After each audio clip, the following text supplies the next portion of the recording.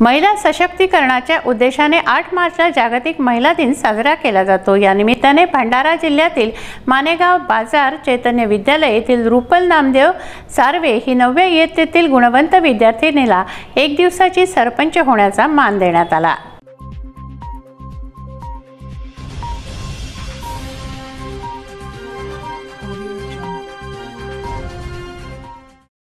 भंडारा जिल्ह्यातील मानेगाव बाजार येथे चैतन्य विद्यालयामध्ये महिला दिन साजरा करण्यात आला। महिला दिनानिमित्त 9व्या वर्गातील गुणवंत विद्यार्थिनीला 1 दिवसाचा सरपंच होण्याचा मान देण्यात आला। सांकेतिक प्रभार तिला सोपवण्यात आला। ग्रामपंचायत कार्यालय येथे सरपंचाच्या खुर्चीवर तिला बसवण्यात आलं। तिच्यासमोर सरपंच रीना सुखदेवे व ग्रामविकास अधिकारी RM धांडे यांनी तिला सरपंच पदाचा कारभार सोपवला, प्रमाणपत्र दिलं। रुपलने महिलांवर होणारे विविध अन्याय, अत्याचार, स्त्री भ्रूण हत्या, बलात्कार, स्त्री शिक्षणासाठी व त्यांच्या रक्षणासाठी भविष्यात विविध महिलांचे प्रश्न सोडवण्याचा विश्वास व्यक्त केला। प्रशासन लोकाभिमुख व्हावं, प्रशासकीय कामाला सामाजिकतेची जोड मिळावी, राजकीय क्षेत्रात महिलांना उच्च स्थान मिळावं यासाठी सरपंच रीना सुखदेवे यांच्या कल्पनेतून ही 1 दिवसाची सरपंच संकल्पना राबवण्यात आली। 1 दिवसीय सरपंच रुपल सार्वे हिच्या हस्ते सावित्रीबाई फुले यांच्या प्रतिमेचं पूजन करण्यात आलं व महिलांना मार्गदर्शन करण्यात आलं। यावेळी ग्रामविकास अधिकारी RL धांडे, उपसरपंच जगदीश निंबारते, ग्रामपंचायत सदस्य चेतन घनमारे, नथू बांते, अतुल कांतोडे, यमुना बोंद्रे, वत्सला डोरले, भाग्यवती घोडेस्वार यांच्यासह चैतन्य विद्यालय मानेगाव येथील शिक्षक विजय चव्हाण, श्रीधर चोपकर, शालू तिरपुडे व ग्रामस्थ महिला कार्यक्रमाला उपस्थित होत्या।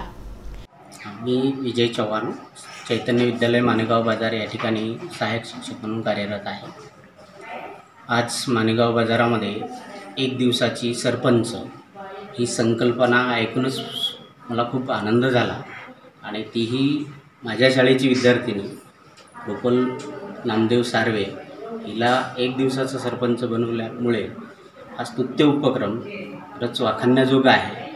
आणि आम्ही तर मुलांना राजकीय धडे शिकवतोच, परंतु आज प्रत्यक्ष ती या खुर्चीवर बसून समाजाच्या विकासाचं काम गाव पातळीवर कसं केलं जाते याचा थोडा अभ्यास प्रत्यक्ष तिनं या खुर्चीवर बसून जर केलं तिच्या ज्ञानामध्ये खूप वाढ होईल आणि खरंच गावाच्या विकासाच्या दृष्टिकोनातून तिची जी महत्त्वाकांक्षा आहे ती वाढेल आणि पुढे भविष्यामध्ये गावाचा विकास, देशाचा विकास करण्यामध्ये तिचा हातभार लागेल। ती भावी नागरिक आहे, आपली येणाऱ्या याच्यामध्ये भावी नागरिक आहे, तर राजकारणाचा दृष्टिकोन तिचा वाढावा आणि तिने राजकारण कसं असते गावातलं हे समजून घ्यावं आणि तिची जी प्रेरणा आहे ती इतर विद्यार्थ्यांना पण मिळावी। हा, तुम्ही त्या मुलीला राजकारणामध्येच काय आणता? राजकारणाच्या व्यतिरिक्त अजून काही ती करू शकते, तुम्हाला काय वाटतंय?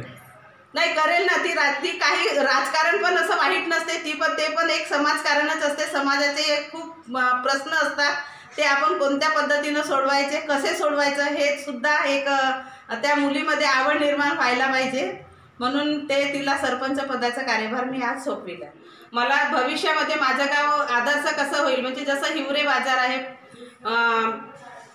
राडेगण सिद्धी आहे, या गावासारखं माझं गाव कसं घडेल याकरता मी जातीने त्याकडे लक्ष घालेन आणि माझं गाव एकदम आदर्श गाव करेन की जेणेकरून माझ्या गावाची पण विजिट लोक येऊन घेतील आणि माझ्या गावाला एक चांगलं गाव म्हणून पुरस्कार मिळेल, ही माझी खूप इच्छा आहे। प्रवीण बोंदे, विदर्भ न्यूज, भंडारा।